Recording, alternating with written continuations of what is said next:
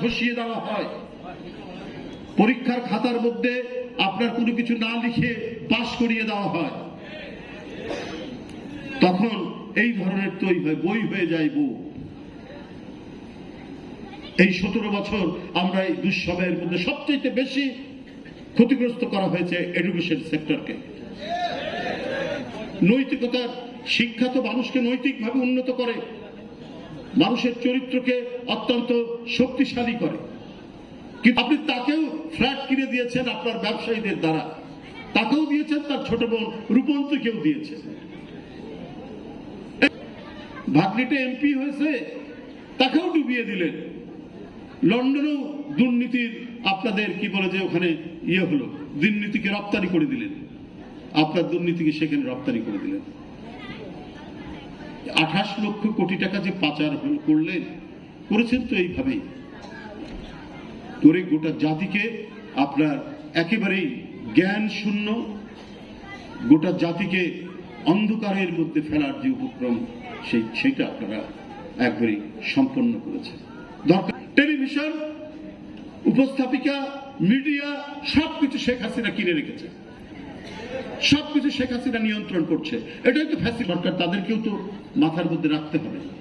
কোনোভাবেই যেন আপনারা সংস্কার করবেন করুন, কিন্তু এমন সংস্কার করুন যাতে আর কোনোদিন ফ্যাসিবাদের উত্থান না, সেই ধরনের একটা কিছু আপনার দৃষ্টান্ত স্থাপন করুন। তা না হলে তো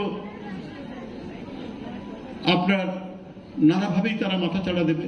এখনো চালের দাম কমেনি, এই জন্য অন্তর্বর্তীকালীন সরকারকে বলি আর যেন কোনো আয়না ঘর না হয়। আপনারা এখনো সেই ব্যবস্থা নেননি কেন যে চালের দামও আপনাদেরকে কমাতে হবে? আপনি জুলাই ঘোষণার কথা বলবেন, আপনি অনেক সংস্কারের কথা বলবেন, কিন্তু মানুষের পেটে ক্ষুধা থাকবে, তখন ওরা ওই ঘোষণা টোষণা কিছু শুনবে না।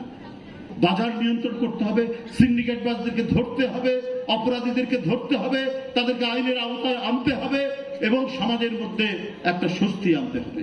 এবং যে যন্ত্রপাতি দিয়ে শেখ হাসিনা ফ্যাসিবাদ তৈরি করেছে, সেই যন্ত্রপাতি অর্থাৎ আপনার আইন শৃঙ্খলা বাহিনীকে সংস্কার করতে হবে, যাতে তারা যেই হোক না কেন তার উপর যেন কথায় কথায় গুলি না চালায়। এই সরকারকে শটগান, আরে জনতার মিছিল, মানুষের মিছিল নানা কারণেই হতে পারে, সেখানে নানা পদ্ধতি আছে। টিয়ার গ্যাস মারতে পারেন, সেখানে লাঠি চার্জ করতে পারে, কিন্তু মিছিলের আওয়াজ শোনার সাথে সাথেই আপনার শটগান দিয়ে গুলি করবেন। বড় সংস্কার, আর সংস্কার মানুষের আহারের নিশ্চয়তা দিতে হবে এবং বিচার বিভাগের স্বাধীনতা এবং সত্যিকারের স্বাধীনতা।